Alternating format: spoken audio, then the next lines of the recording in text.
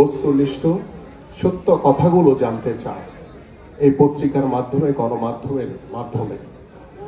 আপনারা জানেন যে গত 17 বছর বাংলাদেশের এই গণমাধ্যমকে এই স্বৈরাচার সরকার যেভাবে গলা চেপে মেরে ফেলার মতো অবস্থা তৈরি করেছিল, সেই দুঃসময়ে এই জুলাই আগস্টে বিশেষ করে সকল গণমাধ্যমের ভিতরে এই যুগান্তর পরিবার, এই যুগান্তর পত্রিকা কিংবা যমুনা টেলিভিশন যেভাবে সত্য কথা বলেছে সাহসিকতার সহিত, এই জন্য তাদেরকে আন্তরিকভাবে তাদের প্রতি আমি কৃতজ্ঞতা এবং ধন্যবাদ জ্ঞাপন করছি।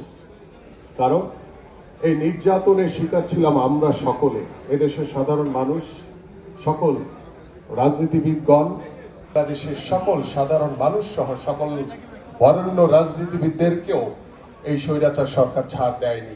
সেই জায়গা থেকে আমি সহ এখানে অনেকে বসে আছেন মঞ্চে, যারা আমার সাথে এই জুলাই আগস্টে জেলে ছিলেন, আমাদের উপরে যে কি নির্যাতন হয়েছে, কি নিপীড়ন হয়েছে সেটা আমরা ভালো জানি এবং আপনারাও সকলে অবগত আছেন। এবং এই ভূমিকায় যুগান্তর এবং যমুনা টেলিভিশন তারা যে ভূমিকা রেখেছে সেটা আসলেই সত্যিকার অর্থে দুঃসাহসিকতার যে পরিচয় দিয়েছেন, এই জন্য আপনাদেরকে আবারও ধন্যবাদ জানাচ্ছি।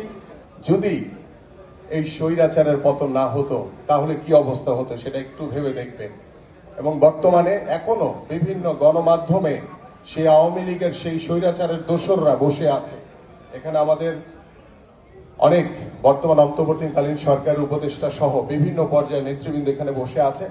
আমি আপনাদের কাছে বিনীত অনুরোধ করব যে গত 17 বছর যে স্বৈরাচাররা বিভিন্নভাবে বাংলাদেশের মানুষের উপরে নির্যাতন নিপীড়ন করেছে, সেই স্বৈরাচাররা এখনো যদি সেই রাষ্ট্রীয় প্রতিষ্ঠান কিংবা গণমাধ্যমে বসে থাকে, এটা আমাদের জন্য অত্যন্ত লজ্জার এবং বাংলাদেশের মানুষের জন্য লজ্জার। এই বিষয়টি আপনারা অবশ্যই দৃষ্টিগোচরে আনবেন, কারণ বাংলাদেশে কোনো স্বৈরাচারের স্থান হতে পারে না।